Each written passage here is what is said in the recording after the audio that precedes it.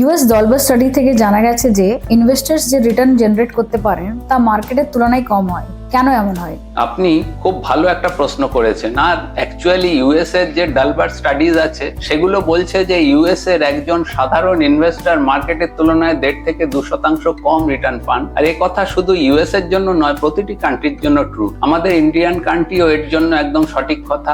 আমিও অনেকবার ভাবতাম যে এমন কেন হয়, আর তারপর আমি এর উত্তর কোথাও না কোথায় জৈন ফিলোসফিতে পেয়েছি। আমাদের জৈন দর্শনে বলা হয় যে ধরুন আপনার সামনে একটা খুব বিশাল হাতি দাঁড়ালো, রাইট, আর তার সামনে 6 জন অন্ধ মানুষ দাঁড়িয়ে আছে। 6 blind men are standing in front of that elephant, এবং সবাইকে বলা হলো বলো সামনে কি আছে। একজন ব্যক্তি যিনি হাতির সুর ধরবেন তার মনে হবে এটি একটি সাপ, যিনি হাতির কান ধরবেন তার মনে হবে এটি একটি পাখা, যিনি হাতির দাঁত ধরবেন তার মনে হবে এটি একটি বর্ষা, বা হাতির পেট ধরবেন তার মনে হবে এটি একটি দেয়াল, যিনি হাতির পা ধরবেন তার মনে হবে এটি একটি গাছ, আর হাতির লেজ যিনি ধরবেন তার মনে হবে এটি একটি দড়ি। এখন প্রত্যেক মানুষ তার নিজের দৃষ্টিভঙ্গি অনুযায়ী হয়তো ঠিক বলছে, কিন্তু সম্পূর্ণ সত্য তিনি জানেন না। সিমিলারলি আমাদের এখানে কি হয়, যেমন ধরুন HDFC flexi cap fund, one of the most successful fund in our industry today, যার এনএভি 10 টাকা থেকে শুরু হয়েছিল আজ থেকে 30-31 বছর আগে। আজ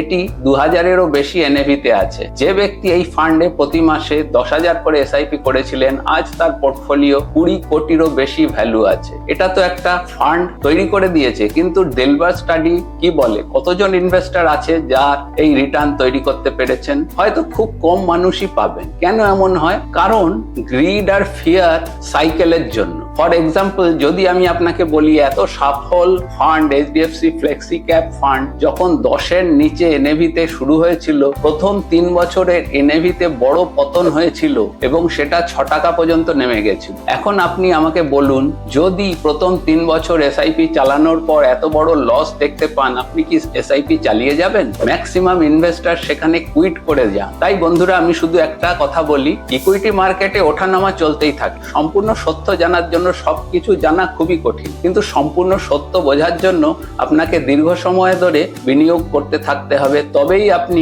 রিটার্ন তৈরি করতে পারবেন। So basically I want to just say one more thing that, যেমন আমরা এমপি থেকে বলি mutual fund investment are subject to market risk, I read the offer document carefully before investing. আমি বলবো এটাকে একটু মডিফাই করে বলা উচিত, boss mutual fund investment are actually subject to your behaviour risk. আপনি ইমোশনালি কিভাবে রিঅ্যাক্ট করেন সেটাই আসল ঠিক করে দেয় আপনি মার্কেটের শেষ পর্যন্ত রিটার্ন তৈরি করতে পারবেন। Mutual fund investments are subject to market risk. Read all scheme related documents carefully.